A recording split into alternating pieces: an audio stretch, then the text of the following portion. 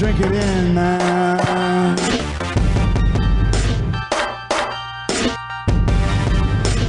Touchdown, Detroit Lions! Cornbread! Cornbread! Cornbread! Drink it in.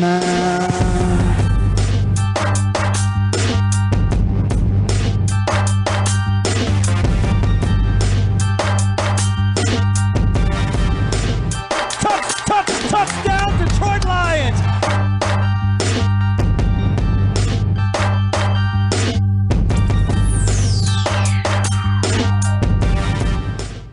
Detroit Koolaid. Detroit Koolaid drinkers. What's going on, everybody? It's your host, Eric Oakley, right here on the Detroit Koolaid Cast. Talking Detroit Lions, as we always do. Drink it in, everybody. Drink it in. Side of cornbread. Cornbread! Make it a double. Cornbread! The man, the myth, the legend is back. We got breaking news. We got Lions to talk about. We got NFL draft to talk about. You guys can find him on Twitter at Chops in the D. I think he's got a new hashtag. It's called hashtag What Choppy Said, which is so ridiculous it's funny. He's back. He's ready to talk some ball. Get after it. Chops, how you doing, buddy? Oh, Oakley, don't dog on the hashtag What Choppy Said. It is trending worldwide on the Twitterverse, baby. Woo-wee! I feel like all these hashtag sound bits, they all kind of circle back to you, don't they? Like, they're Lions related, they're show, but it's kind of all about you, right? Am I getting that? It's all about the choppy. Hashtag choppy likey. Hashtag chalky hot hockey. Hashtag What Choppy Said. All about the chopster. Oh, unbelievable. It's hilarious stuff, man. But as I always say on the show, man, we cannot mess around because the Detroit Lions made a trade before we got recording today. They sent Jeff Okudah to the ATL, got back a 5th round pick 159, saved about $5 million. I mean, gosh, what's going through your head with all this? Oh, Oakley, my initial reaction was I was a little bewildered. I didn't really understand why we made this move. Let me preface this by saying, as you know, I trust Brad Holmes. So he must have had it in his head. They weren't going to extend him for that 5th year. He was going to become a free agent. They were going to lose him for nothing. So in this case, you send him off. You get a pick. Pick 159 from the Atlanta Falcons, who are, actually making some kind of good moves to build up that defense that was not so great last year. But I like this move for Atlanta. But then, I look at it and I'm like, and people are scoffing at the 5th round pick we got. But, Stephon Gilmore got traded from the Colts to Dallas for pick 167. And, he's a 5-time Pro Bowler. So for us to get 159 for Jeff Okudah, yes, the former number 3 pick. But I think it's pretty comparable. At first I was hoping for a 3rd, but the more I think about it, the more I lay it out, it makes sense what we got for it. Yeah, man, there are so many factors. Some people, again, I was kind of rooting for the guy to turn it back around and, be a good corner or be in the mix or whatever. But, I mean, the price tag was getting high. This coaching staff just, I think, made that decision where they were just like, this guy overthinks. He's been hurt. He doesn't cover that well when he is ready to go. He tackles a little bit, which we like. And I think they just decided they had to move on. They got what they could. I mean, and could we have got a 4th? I mean, that would have been nice. You hate to see even a 4th, 5th for the number 3 overall pick, but that's just kind of NFL draft trade equity, which is like everybody gets so devalued. It feels like in trades. You got Pro Bowlers going for 3rds. You got, a former star in the league goes for a 5th or a 6th. It's just crazy how all that works. So I really do think Brad, what's his name again, Chops? Always open for business. That's right. B3, big, bad, Brad. He has a plan. He's going to take that money and he's going to do something with it. We're going to be feeling good. Then he's going to roll into the NFL draft and start slapping the meat hooks together, rubbing his hands when he looks at his draft board because he's looking at, I don't know, pick 6, pick 18, pick 48, pick 55, pick 81, pick 152, pick 159, etc., etc. And he's going to do damage. He's going to get starters and good football players with those picks. So I think we'll all be good at the end. And like you said, kind of hope Mr. Okudah gets himself together and does well. But, you know, it's they're moving forward, and hopefully the football team is better because of it. That's what we all hope for. Yeah, Okri, I took a look at some of these stats, and they're actually kind of mind-boggling to me. Jeff Okudah, the number 3 overall pick in 2020, the guy only played 25 career games in 3 years with the Lions. Only 25, 124 tackles, 2 interceptions. So not what you would expect from the number 3 pick in the draft. Yes, injuries. We lost a whole season. I think he played like 6 snaps in 2021, and then he had that injury. But just not the numbers you were hoping for. And I think that this regime was ready to just move on. This was a pick from the Matt Pat Quinn Trisha era, and one of the last standing pieces from that era. And I think they decided it was just time to move on. They weren't going to extend him. Maybe there's some other health things going on in the background. They're just not happy with what he's doing, and he doesn't fit their personality. But hey, we got an additional $5 million in cap space this year, Okri, and we're going to have that $11 million we would have extended him with next year for something else. So what does big bad Brad always open for business Holmes have up his sleeve with this extra cash money? The funniest part about all that, what you just said, is when you said 25 games, I'm thinking, did he play that many? Because it feels like he was barely ever out there. I mean, he had one meaningless pick and then one really big pick this year against Chicago. He had the one big game with like 15 tackles. Nothing else I can remember him doing except getting roasted, toasted, and extra crispy often when he was on camera rather than making plays. I mean, we all were hopeful. And I'm not going to say I told you so because, he seemed like a very, slam dunk football player from like a premier position to good kid to no nonsense, all that stuff. Chops, I want to ask you this before we move on. Again, we got so much to talk about. We got all things NFL draft here on the show.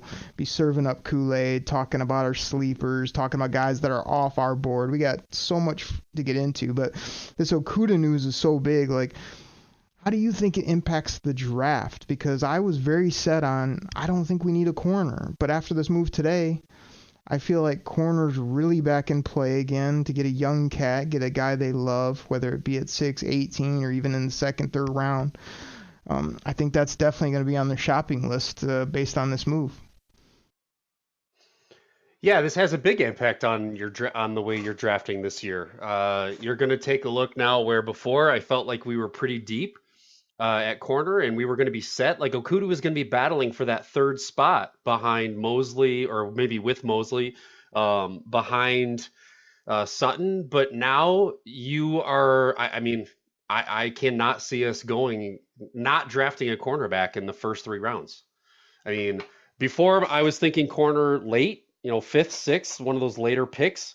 One of these guys that made, kind of up and coming. Now I'm thinking you want to get somebody. We only have one corner signed beyond 2023. One, Cam Sutton. So we got to draft a corner, and he's got to be impactful. Or you're going to be spending big money on free agents for extensions or new bodies. So this definitely impacts your draft philosophy. It definitely is taking a look at how I'm seeing these mock drafts now, where maybe I'm not focusing so much on a luxury pick or best player available on an edge. Now that sneakiness of, hey, I really need a corner here who's going to be a cornerstone in the future is picking at me a little bit. Yeah, I agree with you, but I guess the counterpoint is, based on who they have signed moving forward doesn't really dictate a ton, because I think their hope is that Mosley gets healthy, comes in and balls, and you can keep him around. You're telling me GJ can't be here for multiple years if he loves Detroit and comes and plays great football? I don't see why not. So, sometimes when you look at those books, you can't just assume guys are in and out the door. I mean, the ideal thing is to keep them around. I do think the Lions may love, and I mean love, Devin Witherspoon from Illinois. He's got the mentality they look for. He seems to love Kirby, and him and those two could be a really nice combo. It's just a price point for me of where you get them. But the Lions seem to fall in love with guys, too, based on mentality and what they think they can do, and they're not afraid to take them wherever. So we're going to have to trust in whoever they take, and everything's on the table heading into the draft. So, Choppy, how about we dive into some draft content and get after that, man? Let's dive into it. And, hey, just for reference, too, before we dive into the draft, Jeff Okudah was going to be our 4th highest paid player this year. Our 4th highest paid player behind Goff, Decker, and Ragnow was going to be a corner who's played 25 games in 3 years. So yes, where you draft them makes a big difference on how much they get paid in that 4th and 5th year. And that being said, let's dive in here, and we got a lot of picks. We got even another one here. So let's dive in and see what we're going to do with it. Bringing the stats, bringing the info, Choppy, as you always do. And the last side note I want to say is that 5th round pick, that's a 4-year controlled player handpicked by Brad Holmes and Dan freaking Campbell that they love at no money. I mean, gosh, what's a 5th round pick late in the 5th round make, Choppy? Like, $800K per, you know what I mean? Like, it's such a big difference if you can find diamonds in the rough, which we're going to do today. But before we get into all that, I just want to say a very quick apology for people that listened to last week's show. I have no idea what happened to my microphone. When I listened to a few segments back, it was going in and out. I don't know what was going on, so we're working on that. Hopefully the quality is better. Me and Chops tweaked a couple things before we got going here, so hopefully this is nice and clear for all you great Detroit Kool-Aid drinkers out there. And Choppy, before we get into guys that are off our board, guys that we cannot take, I have one question for you. Is this the biggest NFL draft in the history of the Detroit Lions as far as we are fans?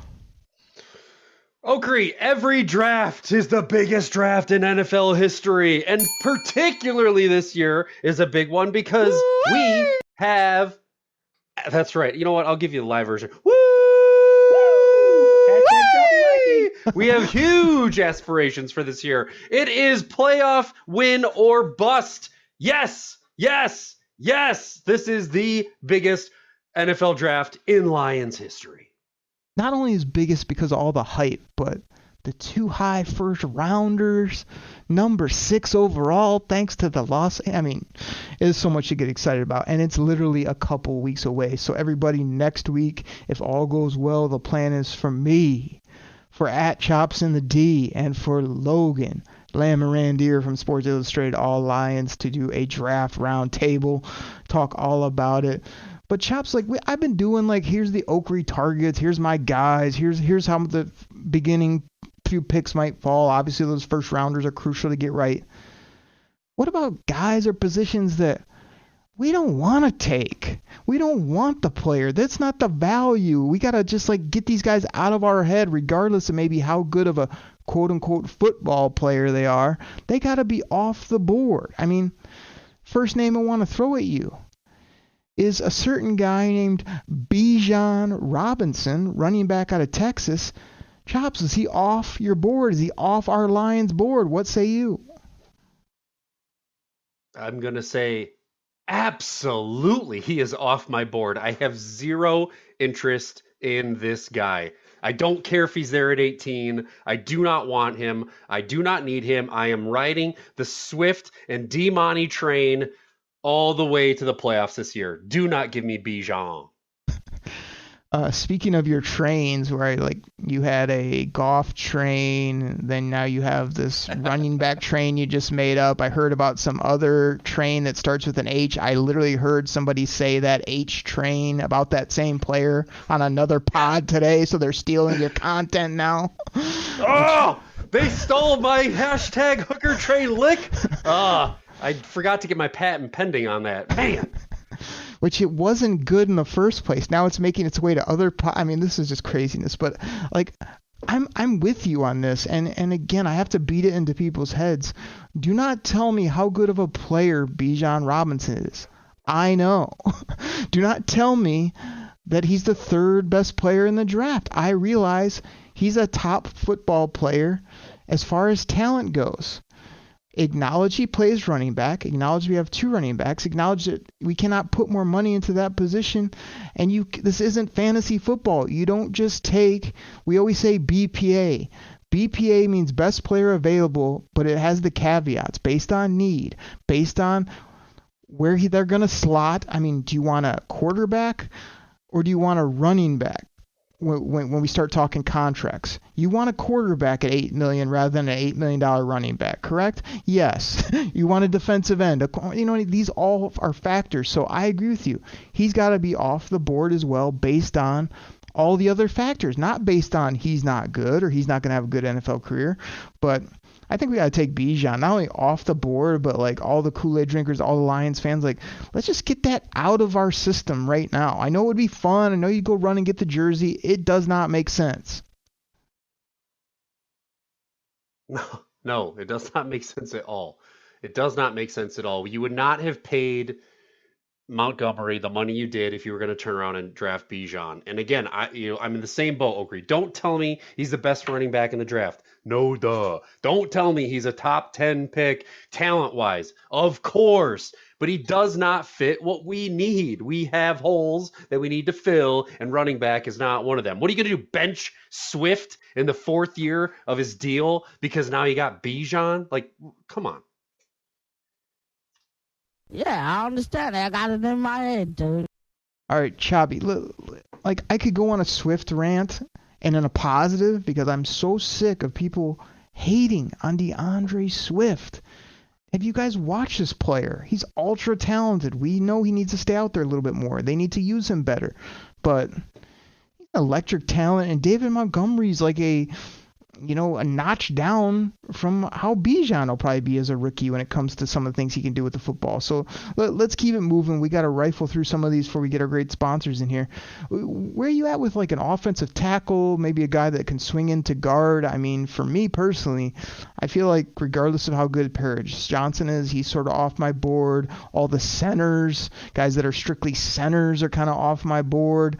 But a guy that can mostly play right tackle or could play right guard for the time being is still in consideration for me, because I'd be more than happy to kick Hal Vaitai out the door and save 8 to 10 mil, whatever it may be. I'd be happy to kick that person to right tackle when I move Penne over to left, probably in a year or two. Sorry, Taylor Decker, but your time's running out. I mean, am I crazy here? I feel like some of the main left tackles need to be gone and centers, but if I can get that swing guy on the right side or that can play interior and outside, I'll consider it. Yeah, I would struggle to have another top 10 pick on the O-line. Just because that's how this team is built.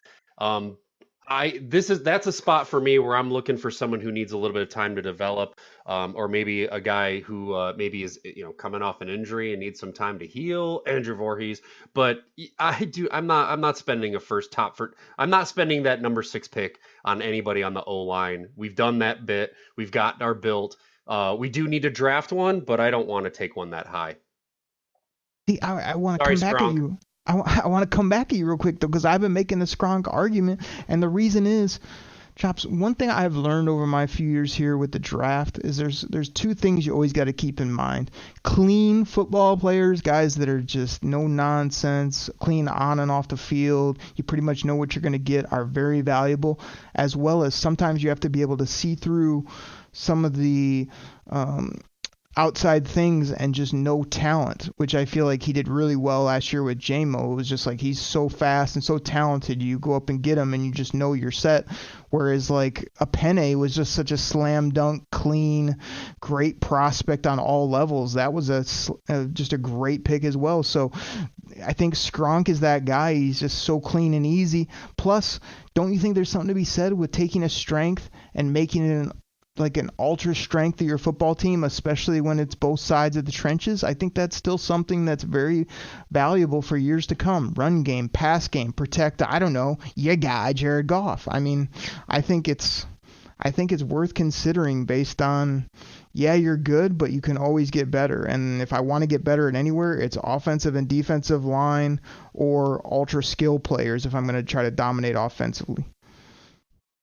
Yeah, we've always agreed that you build through the trenches, right? Like you build that D line, you build that O line.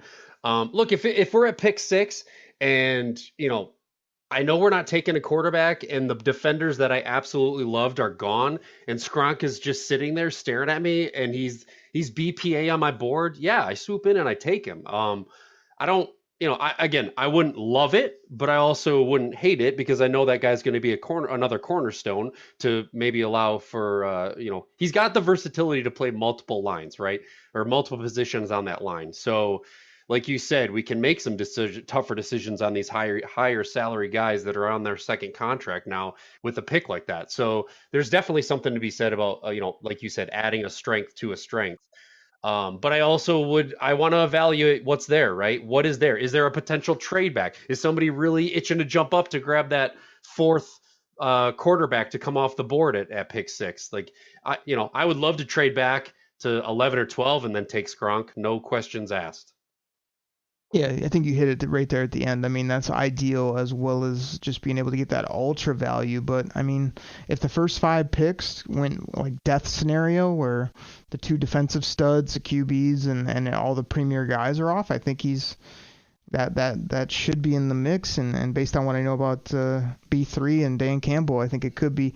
Chops, this one's just for you. I mean, everyone knows your love for JG16. You come on here, you talk about a train, you woo-wee, you do whatever you do. I mean, are all the quarterbacks just off the Chops board, or are you willing to consider one at the right price? I mean, we've heard you talk about, the kid out of Tennessee, again, yeah, I don't think we can have 2 trains. I mean, for quarterbacks on the same team, that just doesn't seem right to me. But, are you willing to consider, or are you just like, no, I'm all in. I'm ready to roll with your guy? I've had so many people coming at me, especially if Anthony Richardson is there at 6, because a lot of mocks he is. Oh gosh, I just can't do it. I can't do it. I am staying on board with my take a quarterback later in the draft. I can't do it because I don't want to take a player like that. And then you're in this weird position where it's like you have a top 6 drafted quarterback. You've got a quarterback who can take your team to the Super Bowl, has taken a team to the Super Bowl, and then you're like, what do you do with them? I want a player at 6 who's going to impact my team in 2023, and a quarterback is not going to do that. So, I can't do it, Oak. I just can't do it. I'm passing. See, I thought you might say exactly that, and here's my problem. You said, for 2023, we know we're good right now. Like, I think some people are going overboard saying, well, we got Jared Goff for 2 years, we'll just play it out, and he makes 30 or whatever he makes on his like, that after this year, regardless, good, bad, or otherwise, I mean, I don't see him just sort of playing out the string. He's going to want to get more money before he's on that final year. So you have to think more than just this year, and that's why I think it's important. I guess my question to you, because I knew that was going to be your response, is like, are you just like ready, and should other people just be ready to just pay Jared Goff right now, make him the quarterback for the next 3 to 5 years, like just be ready to roll with that? Or do people want to take my approach, which is like the ultimate leverage move is to get a guy at the right value and a guy that they love now, let him learn, maybe let him heal from an injury, maybe let him just get his bearings like Anthony Richardson, and then, when he's ready, he'll play. If he's not ready this year, your boy goes, and then we have a standoff in the offseason. We've got a guy that's ready, and we got your boy. So I think that's why those guys are still not only on my board, they're always going to be up towards the top, because it's the ultimate position in all of sports.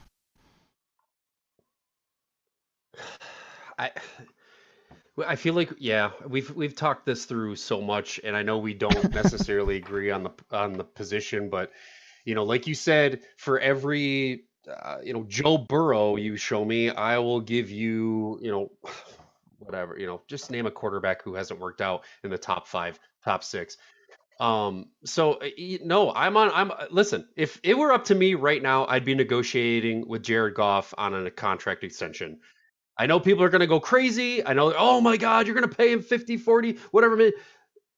The quarterback salaries are going to go bananas. They already are going bananas. Daniel freaking Jones making what, $42 million or some stupid number. You got Jared Goff at 30 this year and 31 next year. Yes, he's probably going to want an extension after that. If I'm Brad Holmes, I'm negotiating now. And if those negotiations are not going well, like Jared is just going to put his heels on the ground, say, hey, you know, I'm married to the superstar. We're getting ready, or I'm going to be married. I got to plan a wedding. I'm going to want my $45 million. Give me my bag. Then I'm like, oh, okay, you know what? Maybe I'm going to draft a quarterback a little bit higher than you would be comfortable with, Mr. Jared Goff. But right now, I'm talking extension with Goff. Interesting.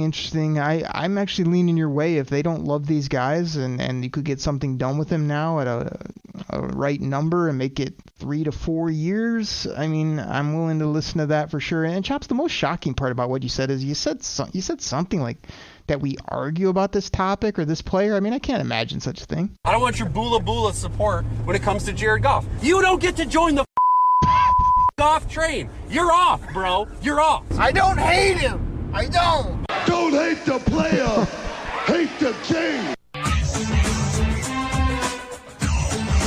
Does that about sum it up, Chops, right there? Oh, Oakery, that sums it up completely. And in fact, it actually sounds like you are trying to jump on the Goff train. I believe you just said you're leading towards my argument now, which means I've finally beaten you down into the dust, onto the Goff. I have grabbed your suitcase, thrown it on the Goff train, hooked you in, and I'm dragging it down the tracks to get on the Goff train with an extension. Woo-wee!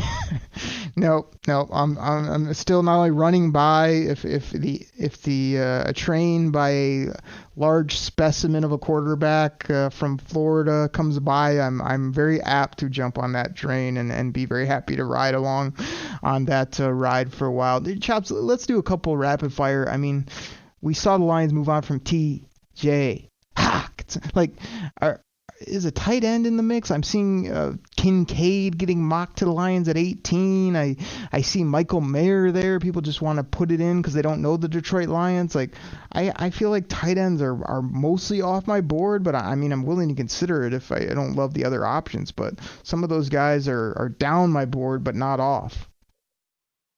If I wanted a first-round quarterback on this roster, why would I have traded TJ Hawkinson?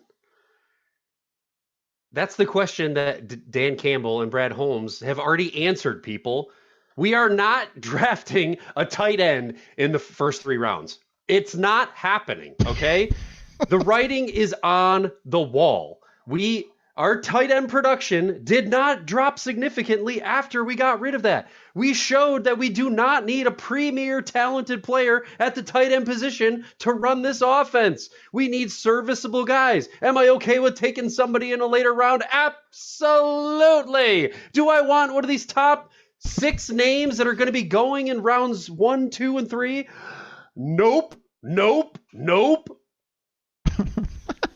Oh man, now you're not like coming up with sound bits. You're doing other bits manually as well, like this. Nope. That's what you were looking for. I guess my point with it is that before you go take another guy, if you think you need one,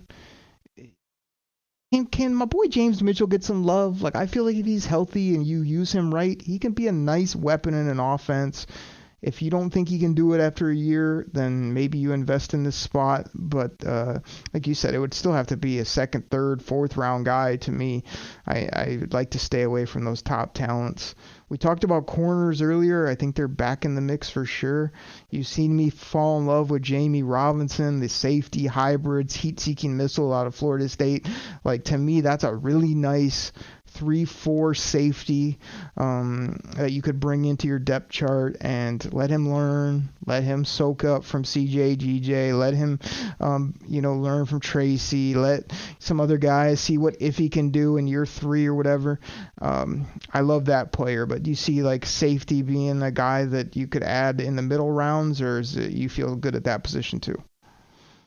I mean, with CJ, GJ, Tracy Walker, and my boy Kirby Joseph, like I don't see a need for a safety at all. Like, well, maybe not at all, but not early. You got a guy that you find, deep in the 5th, 6th, 7th round that you're just like, man, how did this guy fall? Or Brad Holmes tends to know something that we all don't, and he wants to educate us on it. Like, I go for it, but I do not have safety, and I don't like the safety class, especially these top names at all. Oh, it's a horrible safety class. Like, I only have that one guy. Basically, the one guy, Jamie Robinson, Florida State's the only one that's intrigued me whatsoever, and I seem to get him in every mock at a nice spot that I love, so that's kind of why I have him circled. But the Lions could hate his game, too. He's kind of a different football player, but can't believe I didn't mention Kerbo. Everyone's so fired up for him. He's so swaggy. Like, I remember when they took him, my take was I didn't love it, and it was all about the ball production, but he showed up in Detroit, got ball production, and has swag. So he's going to be a fan favorite, no question. So don't forget about Iffy. I agree they're good. I mean, I'm iffy on Iffy still, but I think, just those top 3 guys, assuming Tracy's pretty healthy, that's going to be fun, man. That's going to be a nice little mix, and you got a couple other wild cards in there, which would be nice too. So, Choppy, any other off the boards, or I'm just taking them out of my line of sight, or are you going in this thing pretty open? I keep saying it. I trust Brad to do his business, right? He's going to know that we don't get the luxury of talking to these guys. Yeah, we see him at the podium, but to be a fly on the wall in these interview rooms, and these would just be, phenomenal. I know you and I would be like just absolutely in our heyday to be sitting in a room with Brad Holmes and Dan Campbell talking to some 21-year-old college stud getting ready to come into the NFL and just hear how they are. But, again, I'm going to stick with the line from Brad Holmes, right? We've talked to 33 guys and 4 have it. So they know what they want. They know who fits the bill, and they're going to do what they got to do to get those players. And if that means trade up, if that means trade back, if that means move a player to create some space, like they're willing to do what they got to do to get the guys that they've identified. They trust their scouting staff. They trust their coaches. I'm just so pumped. I'm ready for it to be here, man. And that's another good point by you when Dan Campbell said that, because if me and you could talk to these kids, see their medicals, know all the ins and outs, have what the Lions have, this huge staff of people that just all they've done is watch these players, like you'd have a lot better feel for it than we really do. You know what I mean? We talk to a kid and you'd know, like, man, this guy's perfect fit for what we do, or love his passion, whereas like we're kind of going off highlights and tape and all that, but you got to make your own judgments. And one other thing I want to throw in about, the Okudah and the money and the this and that, like, my boy Rashaan Evans, the linebacker that played with Atlanta last year, is still out there. So he's 27 years old. You could probably get him at a nice price. The Lions, I know, are projected to maybe take a backer in rounds 2, 3, whatever it may be. Like, can we get my boy Evans in here and maybe give him a look and see if we can get him signed up? I mean, I've called Brad Holmes out a couple times and he's listened to me. So I don't know why we couldn't get this kid in here for a 2-year deal at no money and let him run and hit people. What do you think? Agree. I'm on board. Let's get the Twitterverse going. Hashtag sign Evans. Hashtag what Choppy said. Let's do it. Is it what Choppy said, though, after you are starting to do what used to be an old bit on this show where you'd kind of like repeat all my takes and then claim them to be yours? Like, I feel like that's sort of what's happening with this whole what hashtag what Choppy said stuff. It's sort of like what Oakley said and then what you took and then claimed it was yours and hashtag it. You feel me? No, I don't feel you, bro, because the names I threw out there, you were not on the Sutton board. You were not on that. I was all over that. But you have had some good choices. You spoke to Brad Holmes about CJ GJ. You didn't give him that nickname, I did. But he heard you. And he did it. He got it done. So, we both had some good calls. We've also both had some calls that haven't worked out so well. But, Exactly. hey, we're having fun and we're loving our Lions. Some good ones, some bula mixed in. I mean, it is what it is. But everybody, we went a little bit longer, as we often do here in the front half. But gosh, it's NFL draft season. I mean, you guys will be listening to this, and literally like a day or two, and then we're 2 weeks away from round one of the NFL draft. So we're gonna continue to enjoy talking about it. Always fun to have Chops on here and just go back and forth and talk ball and laugh a little bit. So let's go ahead and get our great sponsors in here, and we come back. You don't want to miss it, because we got some sleepers. We got some late round players we want to talk about a little bit. Maybe shout out some folks on the Koolaid hotline, as well as I want to know what hashtag Choppy said, or what he's going to say about what's maybe that perfect trifecta. What's those top 3 football players that we're going to grab that are just going to take this team up over the top. We're going to talk about all that and more right after the break. Everybody, we'll be right back.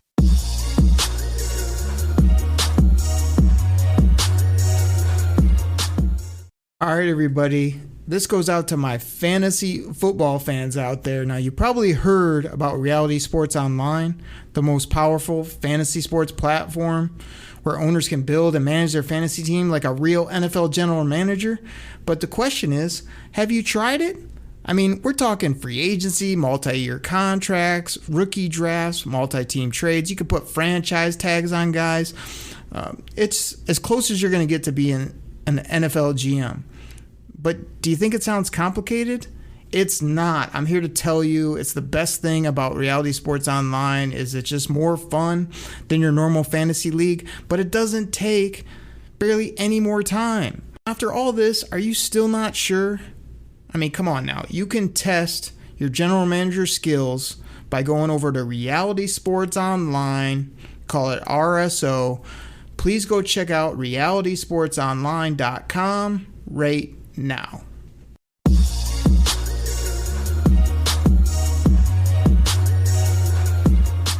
Kool-Aid drinkers, what's going on? Appreciate you listening to those sponsors. Appreciate the ridiculous support again for the show. I mean, you guys wouldn't believe how much fun me and Chops have doing the pod. I finally talked him into getting on here. I said it's 2 buddies talking football. And the fact that you guys love the gimmicks, you love the sounds, you love our takes, you love to beat us up or have fun on Twitter, you can find me at Derek Okrie. You guys know the spelling, DEREK OKRIE, the only way to go. And you can find Chops, hashtag Choppy Hockey, at Chops in the D, always putting out great content, having fun on there as well. But Chops, before we get into our sleepers late round guys, I just want to give a couple quick shouts. Again, you guys can call up, you can leave a voicemail, you can text the Kool-Aid hotline, which is 989-272-3484. And Chops, we got a guy, we mentioned him a few weeks ago. This guy wants to be on the show. He's begging for a segment. He says he has takes. He says he can fill up a whole 10 minutes plus. And that's the self-proclaimed young Santa. I mean, he says he has a Santa beard. He's got takes. He one time screamed in the microphone something about Isaiah Buggs that made us laugh.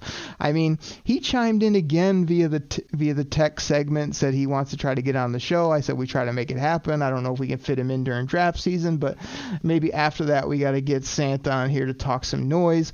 Chops, Steve from Cali's been shouting me out. He's talking about J-Mo grabbing that number 1 and talking that noise. Steve, I think, said he's going to buy himself a Uno jersey, which was cool. Chops, I tracked down this guy. Hold on. He's got a bit that goes with his name. You guys know who he is. Cornbread! Jerry. Cornbread! Jerry from North Kakalaki. I said, Cornbread, where you been? You still alive? He said, absolutely, man. He's been traveling. He's been all over the place with business. He's doing big things. And he's like, man, I cannot wait for this NFL draft. I'm repping my Lions. I mean, everybody know Frank Ribble is all over the Twitter sphere. He's putting out tweets. He's putting out polls. He's shouting us out. He's asking us questions. He's coming up with bula takes on all types of stuff. But we love Frank Ribble here on the show doing all that. And Chuck, my question to you, because I know this is one of your favorites.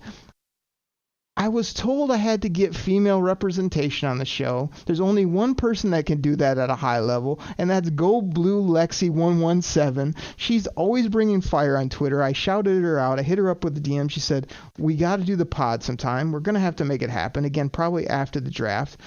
What do you think Lexi's going to do if I bring her on here with a live mic to talk Lions and talk noise about Michigan football and everything else? Okri, we are all about inclusion on the Detroit Koolaid Cast. Oh, I would yes. absolutely love to get Lexi Go Blue on here. It would be great. You know, what we should do is we should get her on here for like a special, Michigan football preview segment. I Yes. think that'd be pretty badass. Yes. Blue Kool-Aid as well. Just a little bit different shade. But hey, here's the funniest thing you said. You said Lexi Go Blue. That's always what I think, but I always have to go back. Her Twitter is at Go Blue Lexi 117. So, I mean, it's a great handle, but for some reason in my brain, it's always Lexi Go Blue with the numbers at the back. So, you know. What does the 117 mean, Okri? We're gonna have to ask her that when she's on the pod. Definitely going to have to do it. But if you don't follow her, she's funny. She takes no crap from anybody. She's strong sports takes across the board. So, yeah, we're going to have to make that happen, no doubt. But, again, thanks to everybody, both on the Kool-Aid Hotline, the Twitterverse, and all the love that you guys show the podcast here, the Detroit Koolaid Cast. So, Chops, let's get into these sleepers, man. I know we've talked about some of these guys before, maybe hinted, maybe rumor and innuendo, talked about them, slid them into a pod before, but let's just hit on a few guys again that might be down the draft board, later round guys that we feel like might help the Lions or that people just need to be aware of. You know, like who's the first name you got on tip of your tongue? Okri, well, I'll start it off. You know, I'll take it nice and easy because this is the name that I've thrown out there before, and I'm gonna have to go with my boy BFW, the wide receiver out of West Virginia. I love this kid. The more I watch his tape, the more I love him. I think he's actually gonna sneak his way up my board a little bit further than people are gonna be comfortable with. But man, I love this guy. Give me some BFW. Wide receiver, West Virginia. You are in love with a big-bodied wide receiver. I'm in this mold of like, I want route runners. I want craftsmen. I want guys that can create separation, or I want speed. You want Johnston from TC. You want the big BFW. Like, I don't know. I don't really subscribe to this. You got to have one big guy, one small guy, one fast guy, one route runner. Like, I don't know. I just want guys that can get open or get past the defense, score touchdowns. And you know who can do that, Chop? You want to know who can do that if they want to go to wide receiver? You could probably get this guy early in the draft process. He was up in the second, third, fourth round conversation. In mocks, I see him in round 6, round 7, has a terrible ranking.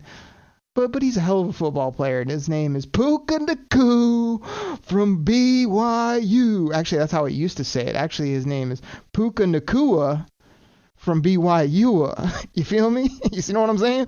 Because this guy, if we didn't have St. Brown, he does similar things. He has a different look to him. He's been compared in some ways to Debo. He catches everything. He's a hell of a character football player. Like, this is a guy I'm just waiting out the entire draft, and if he's there in round 6 and I have an addressed wide receiver and I'm like, man, this kid can make plays over the middle of the football field and do some things, give me Puka Nacua from BYU. That's my first guy. Well, Okri, I mean, you proved my dissatisfaction with this name with the very first thing you said. If we didn't have my boy Amon-Ra, then Puka Nacua would be running wild. Oh, but we do have Amon-Ra, so we don't need any Puka Nacua. See, I don't want to get on a side rant, but I was thinking about this today. One mistake that Lions fans, Kool-Aid drinkers, and fans across the board make is everybody feels like, oh, I got a guy there, so I'm good. Or, like, I don't want to duplicate a player. Well, what happens all the time in the NFL and to the Detroit Lions? That guy gets hurt. You got to grab a guy from the bowling alley to come in and play that has the wrong skill set. He can't make plays. He's no good. So, like, I'm kind of in this mode of, like, double dipping in areas when it makes sense. so that we have we have a similar football player that can come in and we don't have this huge drop off. Like, that's why I love Puka Nakua for Amon Ra. Those guys could be a nice little combo. Choppy, you got another guy you want me to go for a rapid fire? I got more guys here. Of course, we've all got more guys, Okri. Listen, I'm gonna give a guy that. Let's stick with my my earlier take, your response to my big take about big, nasty, ex-freak wide receivers. How about a little bit of Jake Bobo from UCLA? No. This guy. this guy. He's got I think he's like 6'5". He's got hands, man. Like, he goes up, he battles. He's like sneaky good. I love the way this guy comboed up with DTR. Your boy, I think he might be a name you mentioned here in a little bit. But dude, Jake Bobo, UCLA, I think he could fill that role too. If BFW gets off our board, we don't get it addressed it early. This guy isn't even getting drafted in a lot of the mocks that I'm seeing. He's going as an unsigned free agent draft. So, dude, give me some Jake Bobo. Chops, you mentioned big football players. Like, I don't know, like big Den. Oh, wait, no, we're not talking about him. Hopefully he'll make plays this year in the middle defensive line, but it's just funny to add big to anything, whether it's a nickname, football player, some other kind of nickname. But, like, you want to talk about big. What about Knutes, the 6'7" tight end from Old Dominion? This is a guy, I was shocked by his RAS score, by his athleticism. We already talked about how the Lions don't value it high, but how about getting a football player like this late in the rounds, whether it be like round 5, 6, whatever it may be? I feel like Knutes, Zach Knutes, I believe, from Old Dominion, would be a nice tight end option if they want to hold their water and wait it out. Oh, Creed, there's only one response worthy of that name from Old Dominion. Woo! Hashtag choppy like a. Give me some Zach Knutes, baby. 6'7", 255, blazing 4.5 speed.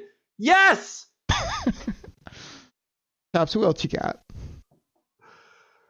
Oh, I got to catch my breath here. All right. Let's move on. All right, we got some pass catchers. Now we're going to move on to something. I want to move on to a player that we may have mentioned him on the pod before, but I think this guy's going to fall, and I think he may fall into our lap later in the draft because of where we're at. And this is Voorhees, Andrew Voorhees from USC. The guy was projected to be a first-round pick. He had an injury. Was that at the combine or was that his pro day? I think it was combine, right? Because he, after like injuring his ACL, I think, or his knee, he goes out there and still benches and does shows up to the combine and finishes a lot of his reps. So I love Andrew Voorhees from USC. I think adding him to this O-line, which is already a strength, would give him the ability to heal up this year, maybe get in at the end of the year if needed, and then take a starting role in 2024. So give me some Voorhees. I like that one a lot, especially just based on where we're set already and the type of character he showed and being able to just plug him in after that. It might be a nice value depending on where you could snag that football player. I'll do a couple quick ones here. You guys already heard me talk about my boy Jamie Robinson from Florida State. I mean, again, his position, when you see it come up on a Sunday when he's playing, it'd be safety / linebacker / corner / heat-seeking missile. Love how he plays the game. Love his swag, his character, his football. Just fit right in this locker room. Love everything about him. But rather than talk about him, how about Keaton Mitchell, the running back from, where's he from? Like East Carolina, I believe. This guy has some incredible balance. The things he does on the football field, I think he was comped to like Matt Forte or had some other high comps to players. I know Jeff Risden from Lions Wire did a write-up about this kid. I've been getting him all the time in round 6. Again, I wait on running back. I don't invest in it high for all you Bijan truthers. I wait it out, and in round 6 is usually when I can get my tight end, my running back, maybe a quarterback like DTR if I want. But I'm waiting it out. I'm seeing who's there because I I know in round 6 those positions are stacked. I would love to get a Keaton Mitchell in round 6. Good take. I like it. I like sneaky offense late, and Brad Holmes has been able to find hidden gems, later in the draft in that offensive pass catching spot. I like it, Okri. I like it. I'm going to give you a couple more of my names here. One in the cornerback position. Everybody's going gaga over this guy's teammate out of Maryland, but give me some. I think it's Jacorian Bennett. All right. Everybody's going crazy about Banks, but I like Bennett. I think he showed up at the combine. He put his name out there. This guy's going pretty late. I've seen him going in 5th round, 6th round. If he's there, and I'm taking him. I love this guy. I think he's got some potential to be an NFL corner and actually solidify that position for us. And another guy who we like to talk about in that position that the Lions don't seem to value, but I love me some DeMarvin Overshown, linebacker from Texas. This guy is explosive. He can cover. I love that guy. If he's there late, sign him up to put him in that Honolulu Blue. That's been your guy from the start of this process. He flashes. There's some things that I'm concerned about, and I'm always trying to figure out who the Lions are liking in that spot of linebacker, or what do they look for? Do they have to be able to shed? Or they take on blockers? Are they run and hit players? It's kind of unsure for me, but I did like some things I saw from Overshown. Another kid from Texas who I don't have right in front of me, but he's an interior defensive tackle, Mojoro, I believe. This kid has some nice 5th round type potential too if they don't get an interior defensive tackle. And again, I'm not going to do an Okri rant. We will have those coming up on future shows. But all you people out there that want to go on and on about how we need a penetrating interior defensive tackle, it's our biggest need, and this and that, and pay this guy and trade for this, that's not, to me, the most valuable position in all of sports. You guys make it. When I can get one at the right price, I will do so. But we already have guys in there that can do some things, and you have edges that you can even mix in the interior. So I'm not making that my ultimate screaming gotta have a guy in the top couple rounds position, in my opinion. But gosh, Chops, we could go on and on for days about the sleepers. I feel like I hit just some of my main guys there. I mean, I think you got a few guys in as well. We'll probably sprinkle some of those in when we talk with Logan and get his opinion, because he's always got some real sneaky, never heard of that guy, or hey, I hate that player, but if Logan likes him, I got to go rethink myself type of thing. So we could probably get into more sleepers, more diamonds in the rough, more guys that the Lions should consider in the late rounds when we do the round table next week, don't you think? Okri, did you just tell me that I get to be on a show with the Logan Lamrandier next week?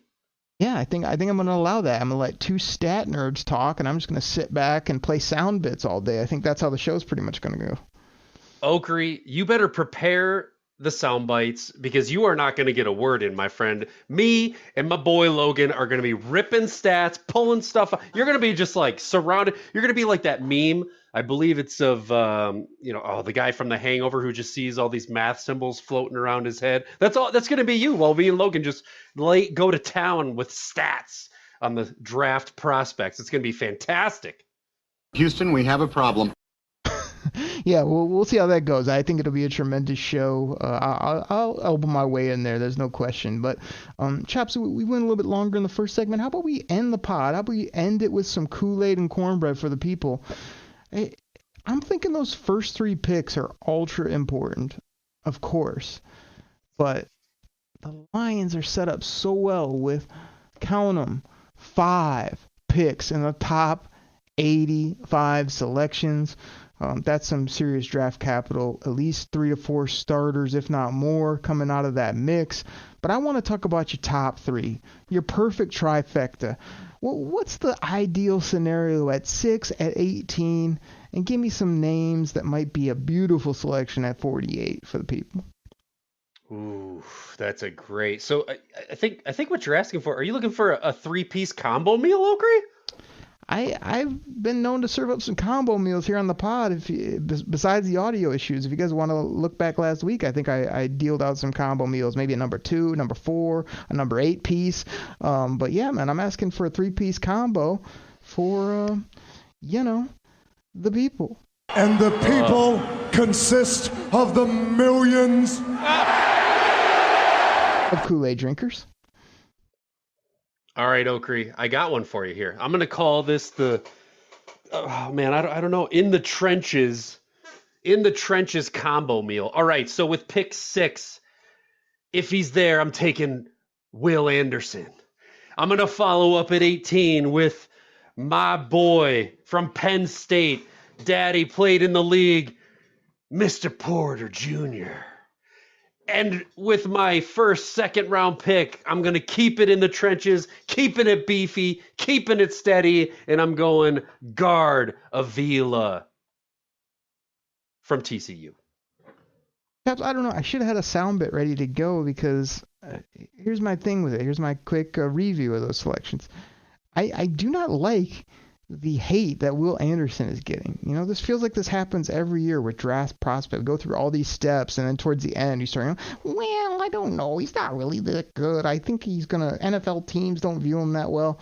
Like, I'm not saying Will Anderson is this end-all, be-all prospect, but not sliding down boards, or he's not a guy that you just blow off.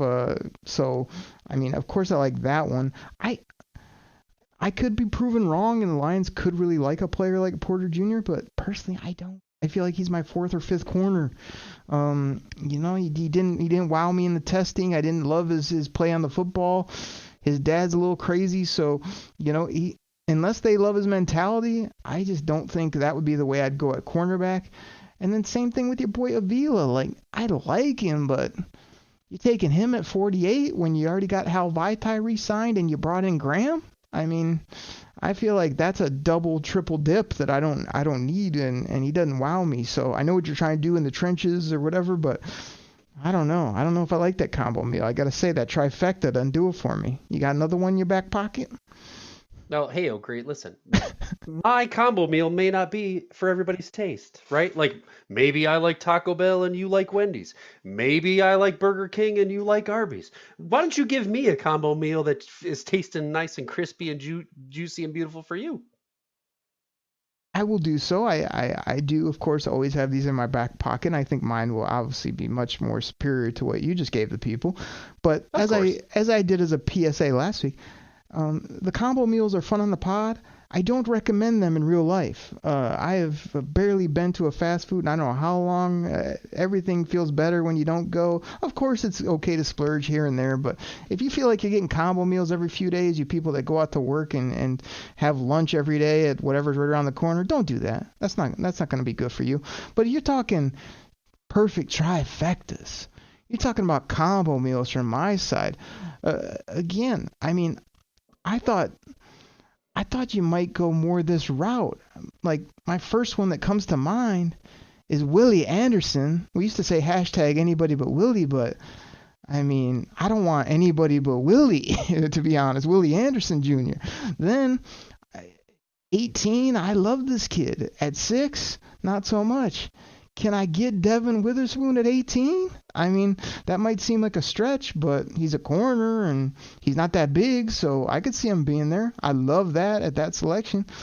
And then at 48, when the price is right, if he was still there, that's when I consider a big swing with a quarterback. If Hendon Hooker's available, then we're getting an edge, a top corner with mentality, and a quarterback that I can groom.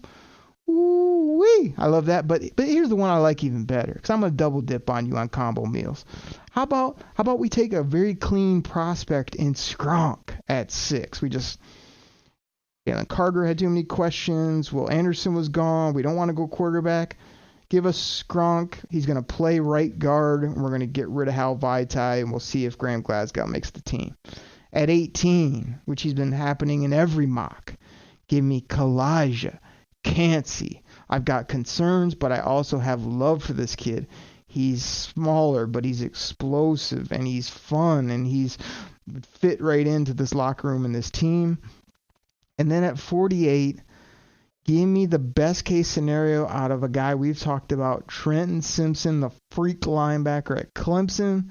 Or if he's gone, or if they don't like him as much, how about my boy Henley, the linebacker that wears the number uno, or did in college, but now JMO's going to have that. Linebacker from Washington State. Those would be 3 nice players that could all have an immediate role and I think really help the Detroit Lions. Those are some good combos, Okri. I would not argue at all if you put those on my plate. You handed me a fork and a knife. You said, Choppy, dig in. I would absolutely take a little taste of either one of those 3 combos. Very, very nice. You know how I feel about my boy Hooker. I like Witherspoon at 18. I just don't think he's there. I think he's off the board a little earlier than that. Canty, I agree 100%. He's got some concerns, but I think he makes up for it in speed. And then you know how I feel about Simpson. And you snuck in a little 4th piece of the combo there with a little Henley as a side option if your first wasn't there. So I like what you're doing with that. So I'm going to come back at you, Oak, with my last combo here. And I want to preface this by saying, listen, people, you do not know these prospects like Brad always open for business Homestead.